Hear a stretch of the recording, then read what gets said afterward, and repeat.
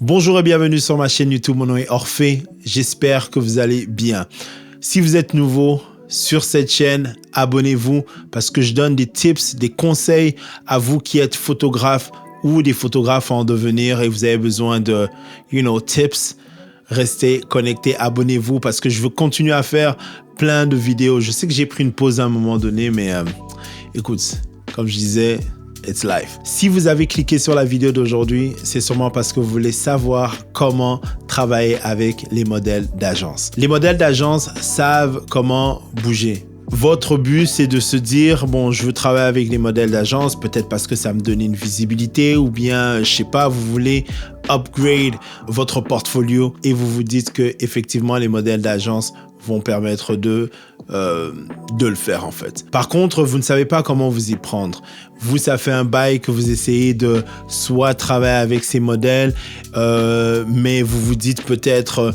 Bon, est-ce qu'il faudrait que j'écrive un email? Est-ce que je contacte les modèles sur Instagram? Comment je fais? Moi, quand j'ai commencé à faire la photographie, du moins quand j'ai commencé à travailler avec les modèles d'agence, j'ai eu des refus.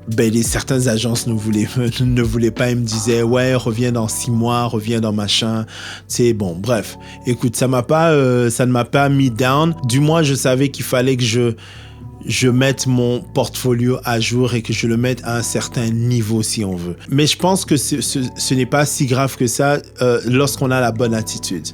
Donc, moi, je me suis dit, est-ce que le fait qu'ils me disent non, ça veut dire que je ne suis pas assez bon? Bon, je n'étais pas encore au niveau où je suis aujourd'hui, mais je pense que ça valait quand même la peine parce que tout le monde grandit d'une certaine façon, même les modèles. Là, vous venez de commencer ou bien ça fait un bail que vous faites de la photographie, mais vous vous dites comment je fais pour travailler avec ces modèles. Il faut savoir déterminer les choses. En agence, il y a ce qu'on appelle les test shoots ou bien des créatifs. Les test shoots, au fait, sont destinés généralement pour des modèles qui sont en développement. C'est quoi des modèles en développement? Des modèles en développement, ce sont des modèles qui viennent d'être signés ou bien qui sont signés depuis un certain moment et qui sont en développement, comme le terme le dit. Et être en développement, en fait, ça veut simplement dire on va commencer à travailler ton portfolio pour qu'on puisse te présenter à certains clients. Vous, mettons, qui êtes photographe, qui décidez de travailler avec l'une de ces modèles, il faut que vous sachiez ce que l'agence recherche.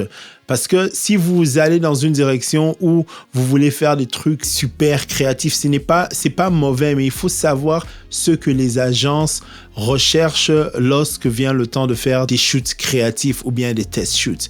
Ils cherchent généralement des choses assez simples, mais qui sont vendeurs, mais qui vont permettre de faire vendre leur modèle auprès de différents clients. Donc, c'est la première chose à déterminer. Généralement, en termes de maquillage, bon, là, c'est une autre portion, mais je préfère quand même vous le dire. Le maquillage doit être simple, doit être bien couvert et généralement ne pas mettre de faux cils, des choses comme ça.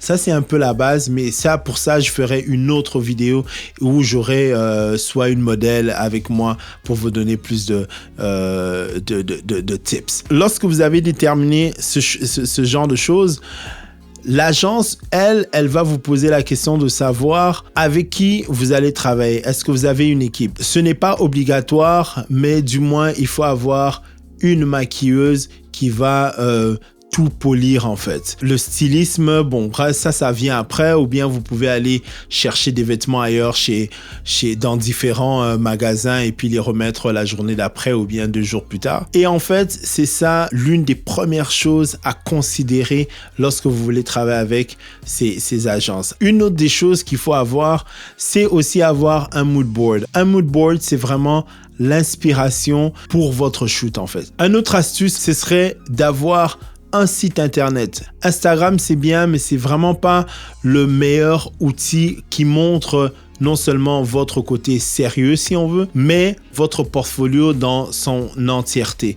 Si vous allez sur mon site internet, par exemple, j'ai différentes sections et puis il y a des choses que l'on ne voit pas nécessairement sur Instagram. Et je pense aussi que ça permet aux gens de voir que vous êtes quand même sérieux et qui vous confient leur modèle pour créer quelque chose qui va dans une direction qui va permettre à leur modèle d'être présenté à des futurs clients. Dites-moi ce que vous en pensez. Est-ce que cette technique fonctionne ou elle a fonctionné? Du moins pour moi, ça a fonctionné, mais j'aimerais savoir votre point de vue. Écrivez dans les commentaires comment vous fonctionnez et surtout si ce que moi je vous ai donné comme conseil vaut la peine. On se dit à la prochaine. Mon nom est Orphée.